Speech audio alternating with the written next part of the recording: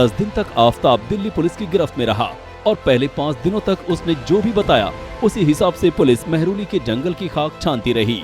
निशानदेही आफताब की थी और पुलिस ने कुछ बरामद करने का दावा भी कर दिया, जिसकी जांच तो फॉरेंसिक में हो जाएगी, लेकिन कब पता नहीं, क्योंकि सोमवार तक पुलिस ने दिल्ली की रोहिणी फॉरेंसिक लैब में कुछ भी नया नहीं भेजा था। दिल्ली पुलिस ने 4 दिन की रिमांड के लिए एप्लीकेशन लगाई थी, पर मैंने उसको बीइंग काउंसिल मैंने उसको अपोज किया कि नहीं 2 दिन की इसकी रिमांड मिलनी चाहिए, क्योंकि काफ़ी टाइम से वो पीसी रिमांड में है। पर ऑनरेबल कोर्ट ने 4 दिन की अलाउ कर दी उसको। दिल्ली पुलिस की ग्राउंड्स क्या थी रिमांड? दिल्ली पुलिस उनको अभी फर्दर कुछ भी एविडेंस कलेक्ट करने हैं। उन्होंने एक बताया कि आफ्ताब ने मुझे एक तालाब का स्केच बना करके दिया कि तालाब कैसा था, तो उस जगह पर मुझे आफ्ताब को ले जाना है और कुछ एविडेंस कलेक्ट करनी है। मगर पुलिस रिमांड के दूसरे दौर में यानी छठे, आफताब ने पुलिस को दूसरे काम पर लगा दिया और पुलिस मेहरौली के जंगल से दूर अचानक गुरुग्राम जा पहुंची। बात अजीब थी, क्योंकि बकौल पुलिस आफताब अब तक श्रद्धा की लाश के टुकड़ों को मेहरौली के जंगलों में ही ठिकाने लगाने की बात कह रहा था। तो फिर पुलिस गुरुग्राम क्यों पहुंची? वहां उसे किस सबूत की तलाश थी? देखा कि पिछले 8 से 9 दिनों से किस तरीके से पुलिस लगातार वहां पर उस जंगल के चप्पे चप्पे को छानती नजर आई, लेकिन वहां से कुछ टुकड़े ही पुलिस को बरामद हुए। दरअसल वो जंगल जो है, देखिए वो कह रहा था मैं रात को जाता हूं, अब रात को उसको लोकेशन कह रहा है कि कुछ जगह भूल गई। उसने जो लोकेशन बताया वहां पे अंदर जानवर भी हैं।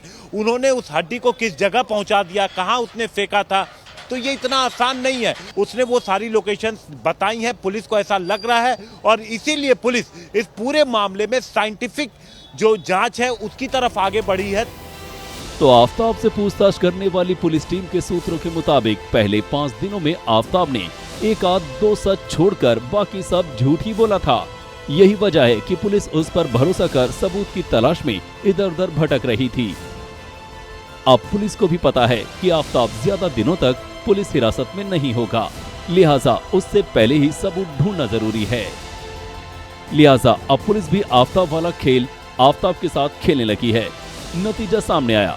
गुरुग्राम रात आफताब ने पहली बार मेहरौली के जंगल से निकलकर एक और ठिकाने का पता दिया। ये ठिकाना था गुरुग्राम। दरअसल आफताब ने दिल्ली आने के बाद गुरुग्राम में ही एक नौकरी शुरू की थी। हालांकि बिना बताए दफ्तर से गायब होने पर उसे नौकरी से हटा भी दिया गया था। पर आफताब ने पुलिस को बताया कि उसने श्रद्धा से जुड़े कुछ सबूत गुरुग्राम के अपने पुराने दफ्तर के करीब भी छुपाए हैं। इसी के बाद शुक्रवार की सुबह दिल्ली पुलिस की एक टीम गुरुग्राम पहुंची। वापसी में इस टीम के एक सदस्य के हाथ में एक काली पॉलिथीन नजर आई, जिसमें कोई बड़ी सी चीज थी। अब वो क्या थी ये तो पता नहीं, लेकिन पुलिस सूत्रों की माने तो गुरुग्राम से शायद उन्हें इस केस से जुड़ा, ये श्रद्धा की मौत से जुड़ा एक अहम सबूत हाथ लगा है।